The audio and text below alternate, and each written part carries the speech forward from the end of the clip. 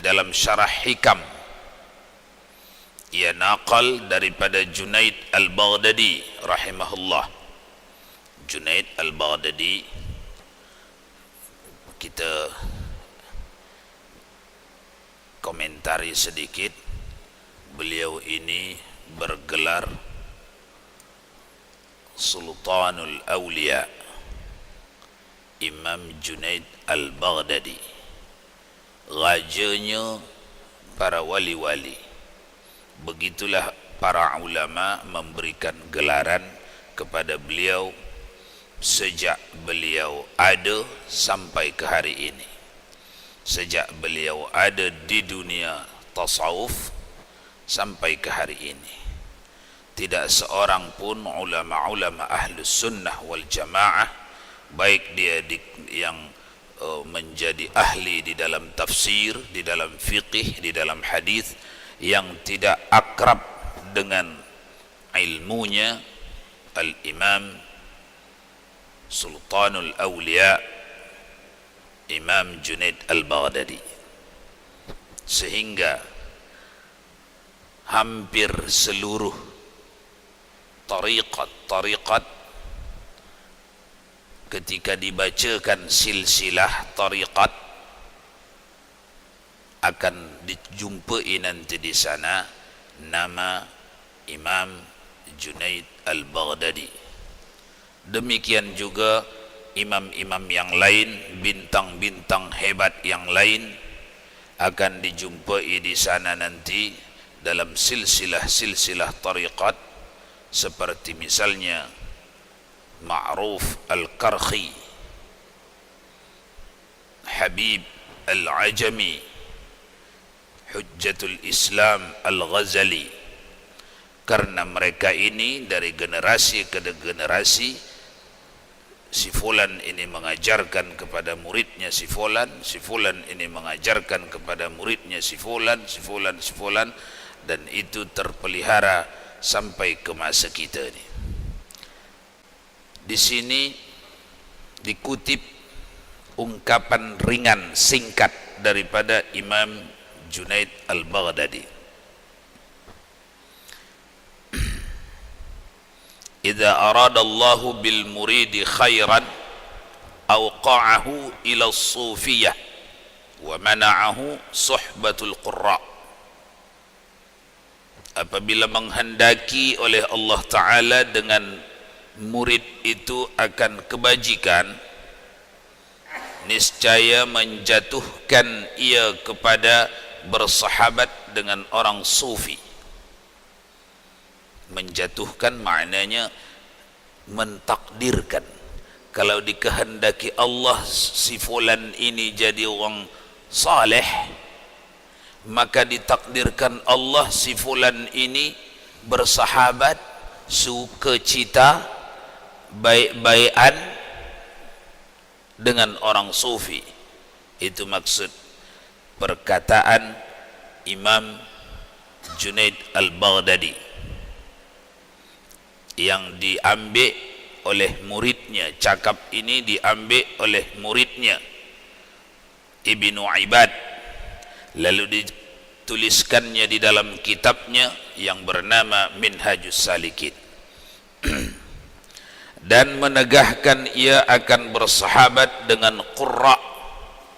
Qurra di sini jangan pula salah faham, karena di kitab Fathul Mu'in kita baca qurra itu syarat sah jadi imam, elok bacaan. Bukan qurra yang itu, ini lain disiplin ilmu, lain istilah. Qurra di situ orang yang qari, yang baik bacaannya. Siapa yang paling baik tajwidnya di antara kita, dia imam. Itu qurra di fiqih.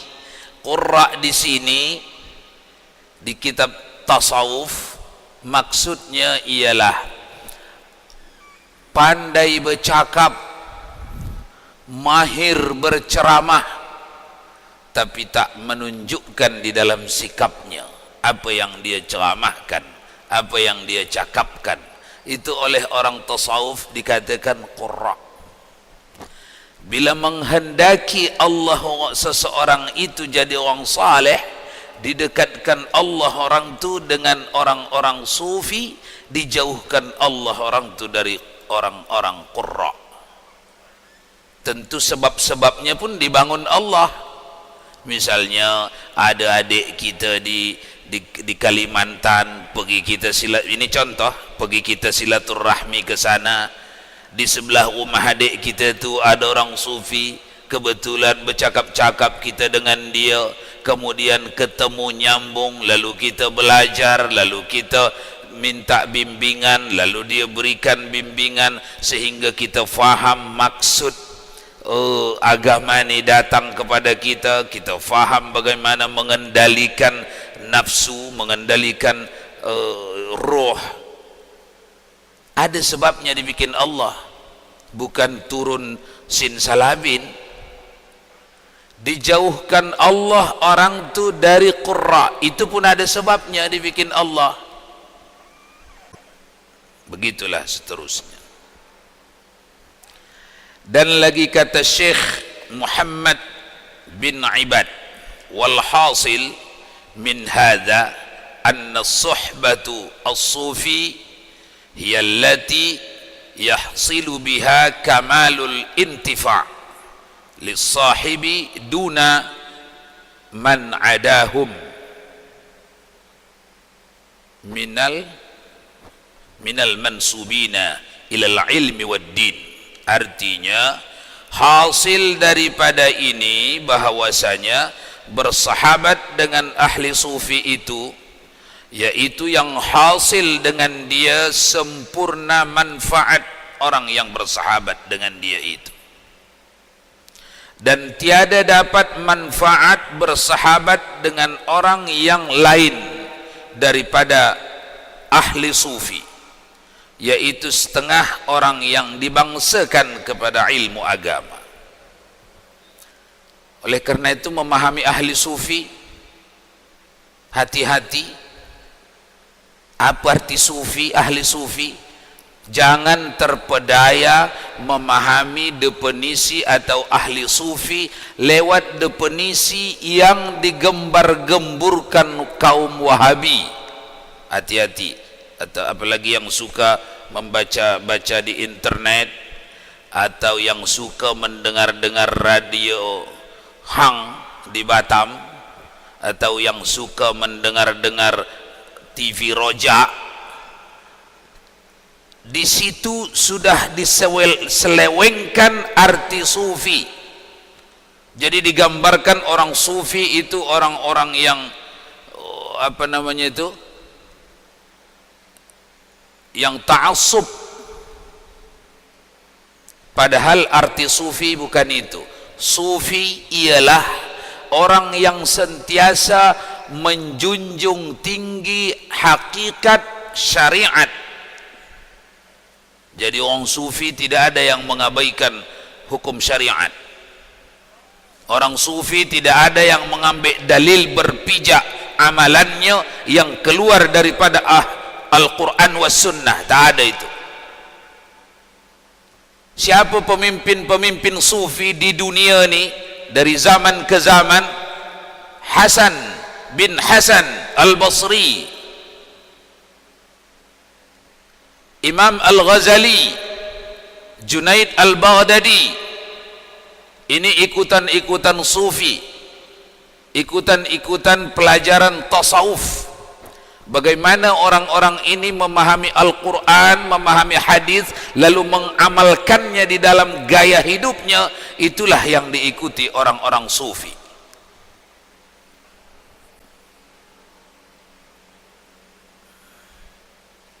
Dan tiada dapat manfaat bersahabat dengan orang yang mudah tadi syahdan. Nah, ini syahdan. Di sini kita akan melihat bagaimana pengarang kitab ini menceritakan ilmu tasawuf ini dia pelajari dari siapa? Dari gurunya, si Fulan namanya. Di mana gurunya ini mengambil ilmu tasawuf yang sedang kita pelajari ini dari gurunya. Gurunya ini mengambil dari gurunya, dari gurunya, dari gurunya sampai kepada Imam Al-Ghazali. Imam Al-Ghazali mengambil dari gurunya, dari gurunya, dari gurunya sampai kepada Junaid Al-Baghdadi. Junaid Al-Baghdadi mengambil dari gurunya, dari gurunya, dari gurunya sampai kepada Ma'ruf Al-Karkhi, sampai kepada Habib Al-Ajami, sampai kepada Ali bin Abi Talib, dan sampai kepada Rasulullah sallallahu alaihi wasallam. Mari kita baca, karena ini nama, kadang-kadang penyebutannya berbeza. Bagi yang hendak membarisi, sila barisi. Syahdan, ini nama, ditulis di sini nama guru ke guru, dari guru, dari guru, dari guru, mulai pengarang kitab ini Syekh Al-Alim Allamah Abdul Samad Al-Falimbani sampai kepada Rasulullah sallallahu alaihi wasallam. Syahdan adalah faqir ilallah ta'ala yang menterjemahkan kitab ini, yaitu Abdul Samad Al-Jawi Al-Falimbani ghafarallahu lahu wa liwalidayhi, mengambil akan talqin zikir dan bay'at daripada waliullah. Pengajian yang lalu sudah kita bincang ya, ada orang mengambil talqin saja tapi tidak mengambil bay'at. Ada orang mengambil bay'at dan talqin. Bay'at itu apa dulu maksudnya kemarin? Mengabdi. Saya, kata pengarang nih, mengambil silsilah ini dari guru saya 2 sekali, kata pengarang ini Abdul Samad, Syekh Abdul Samad Al-Falimbani. Saya ambil silsilah, saya terima silsilah dari guru saya, dan saya mengabdi. Kita dalam majlis ini tidak mengabdi, silsilah saja.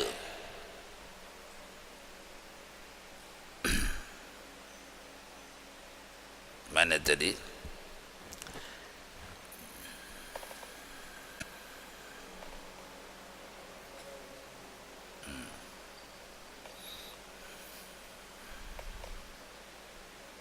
Mengambil zikir dan bay'at daripada waliullah yang mursyid, yang kamilul mukammil, yaitu Sayyid Syekh Muhammad bin Syekh Abdul Karim As-Samman Al-Qadiri Al-Khalwati Al-Madani. Ini guru beliau, guru penulis kitab ini. Syekh Abdul Karim, yang lainnya itu pangkatnya, kemuliaan, namanya Abdul Karim. Syekh Abdul Karim mempelajari tariqat ini daripada guru beliau. Ia mengambil daripada syekhnya, gurunya, Imam Al-Arifu Billah As-Sayyidi Al-Bakri, Sayyid Bakri namanya.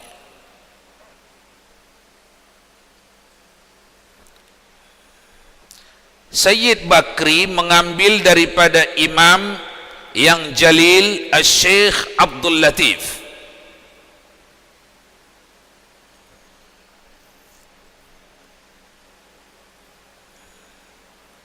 Minimal bisa baca dengan tepat, karena dalam adab beramal, ketika hendak mengamalkannya, adab beramal minimal mengirimkan surah Al-Fatihah.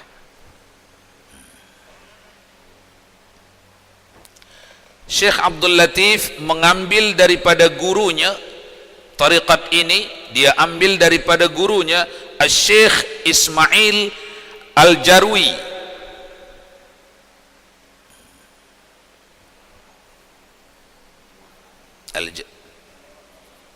Nangka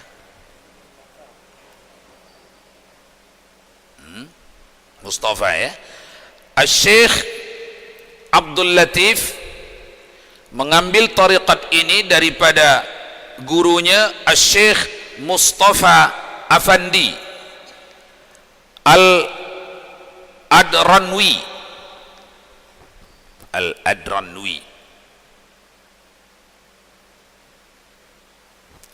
Asy-Syaikh Afandi mengambil tariqat ini, mempelajarinya dari gurunya Asy-Syaikh Ali Afandi Qurabas.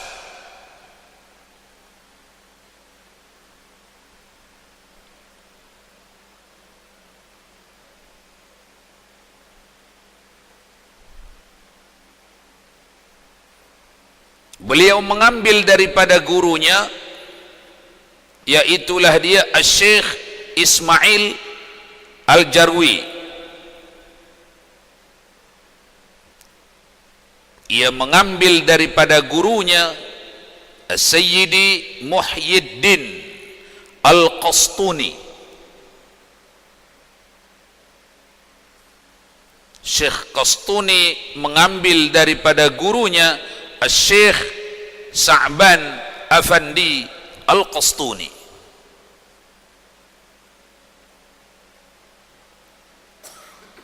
Syekh Sa'ban mempelajari tariqat ini dari gurunya Asy-Syaikh Halabi Sultanul Qurra, yang masyhur dengan gelaran Jamalul Khalwati. Beliau mengambil daripada Bair Muhammad Al-Azbakhani.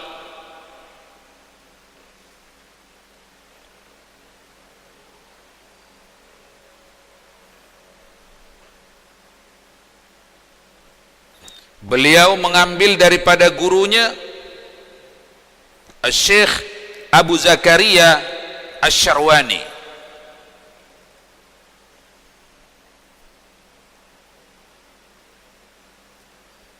Beliau mempelajari dari gurunya tadi Asy-Syarwani, Al-Bakuni ya. Al-Bakuni mempelajari daripada gurunya Bair Asdaruddin. Beliau mempelajari daripada gurunya Asy-Syaikh Izzuddin. Ia mengambil, mempelajari daripada gurunya Asy-Syaikh Muhammad Amir Al-Khalwati.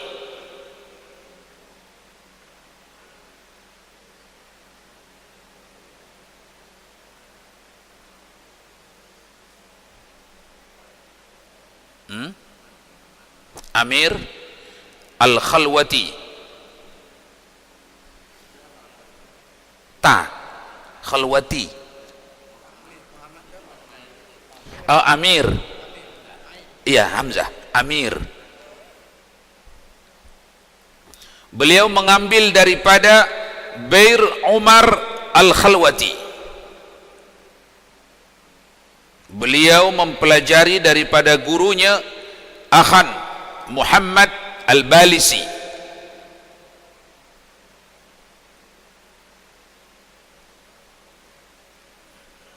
Beliau ambil daripada gurunya Asy-Syaikh Abi Ishaq Ibrahim Az-Zahid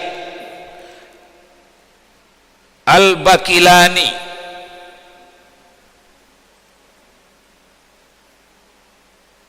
Beliau mempelajari daripada gurunya Asy-Syaikh Jamalul Ahuri. Beliau mempelajari daripada gurunya Asy-Syaikh Syihabuddin At-Tabrizi. Beliau mengambil daripada gurunya Asy-Syaikh Ruknuddin Muhammad An-Nuhas. Beliau mengambil daripada gurunya Qutbuddin Al-Abhari. Beliau mempelajari daripada gurunya Abin Najib As-Sahrudi. Beliau mempelajari daripada gurunya Umar Al-Bakri. Beliau mempelajari daripada gurunya Syekh Wajihuddin Al-Qatiti.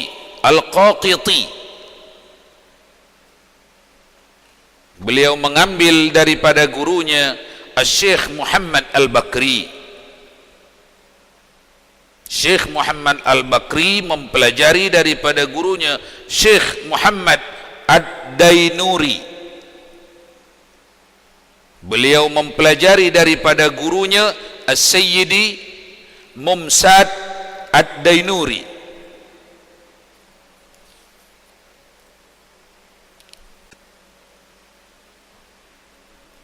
Beliau mengambil daripada gurunya Sayyid Al-Junaidi Al-Baghdadi. Ini yang tadi yang kita bincang, Junaid Al-Baghdadi. Beliau mempelajari daripada gurunya Sayyidi Surah As-Suquti. Sebahagian kitab membacanya dengan Sara, sebahagian Surah As-Suquti. Surah Syekh As-Sayyid Surah As-Suquti mempelajari daripada gurunya Sayyidi Ma'ruf Al-Karkhi.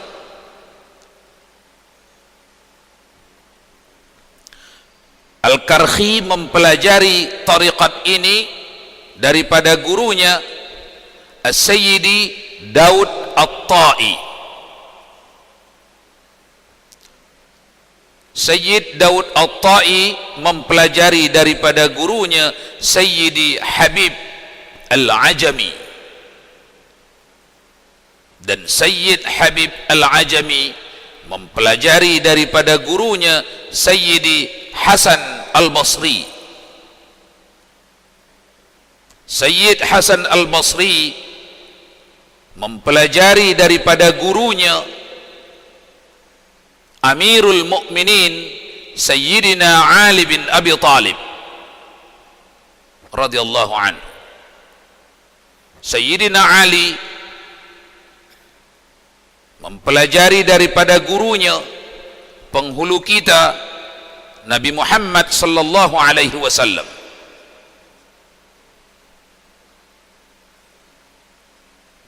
Baginda sallallahu alaihi wasallam daripada Sayyidina Jibril alaihi salam. Sayyidina Jibril alaihi salam daripada Allah Jalla wa Ala subhanahu wa ta'ala, yang menjadikan sekalian alam. Inilah silsilah tariqat penghulu kita Al-Khalwatiyah As-Sammaniyah. Kata Sayyid Syekh Mustafa Al-Bakri qaddasallahu ruhuh.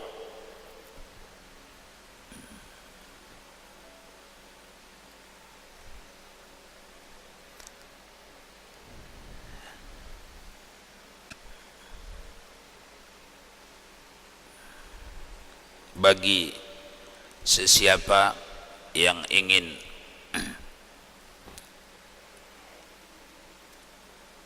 beramal, alangkah baiknya apabila bertawassul dengan membacakan surah Al-Fatihah apabila hendak mengamalkannya. Bertawassul dalam hal ini beradab, menghormati orang-orang yang pernah hidup di bumi ini, dihormatkan Allah mereka dengan ilmunya.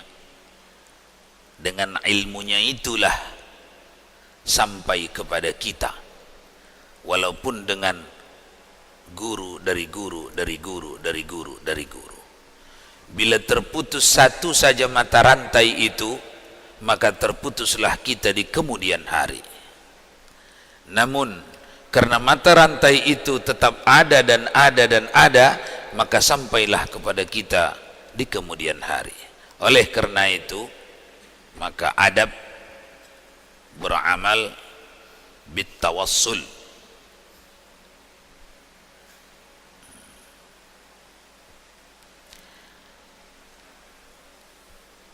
Kemudian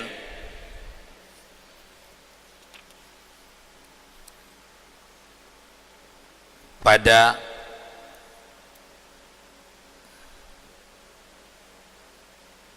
ada tadi tulisan Junaid Al-Baghdadi, nampak tak? Pada Junaid Al-Baghdadi, Imam As-Sayyid Junaid Al-Baghdadi, waktu ianya mengajarkan kepada muridnya, siapa tadi muridnya? Mumsad Ad-Dainuri, nampak tak? Kan yang belajar ini bukan Mumsad saja, macam kita ni lah. Waktu Junaid Al-Baghdadi mengajarkan tariqat ini, silsilah ini, dia banyak murid. Salah satu Mumsad Ad-Dainuri. Lepas dia belajar, diajarkannya lah Fulan, diajarkannya Fulan, diajarkannya Fulan, Fulan, Fulan, sampai kepada pengarang kitab ini. Kemudian murid Junaid Al-Baghdadi dari sekian banyak, disinilah nanti berpisah kita dengan Mumsad, karena Junaid Abdul Somad mengambil dari Mumsad, saya daripada guru saya, dari guru saya, dari guru saya, dari guru saya, dari guru saya, dari kawan satu majlis Al-Mumsad. Jadi di situ pada tangga yang ke-8 daripada Rasulullah sallallahu alaihi wasallam, maka menjadi muridlah di situ Junaid Al-Baghdadi. Junaid Al-Baghdadi muridnya dari sebegitu banyak muridnya yang meriwayatkan silsilah ini sampai kepada Abdul Samad Al-Falimbani adalah Mumsad. Sementara yang meriwayatkan, sementara teman Mumsad belajar adalah Fulan, Fulan, Fulan. Ini juga di kemudian hari punya murid, diajarkannya kepada muridnya, murid ini mengajarkannya kepada muridnya, murid ini mengajarkannya kepada muridnya. Di kemudian hari di sana di tangga yang ke-29, di sana ada namanya Mukhtar, Syekh Mukhtar Atarid. Syekh Mukhtar Atarid mengajarkannya kepada muridnya di sana, ada namanya Syekh Mustafa Husain, pembangun pesantren Mustafawiyah di Purba Baru. Syekh Mustafa Husain mengajarkan kepada muridnya Muhammad Yunus. Guru kita Muhammad Yunus mengajarkan kepada kita. Jadi demikian silsilah tariqat khalwatiyah sehingga sampai kepada kita, dan insya Allah akan terus sampai kepada anak-anak cucu-cucu kita di kemudian hari. Barakallahu lakuma wa baraka alaikuma wa jama'a bainakuma.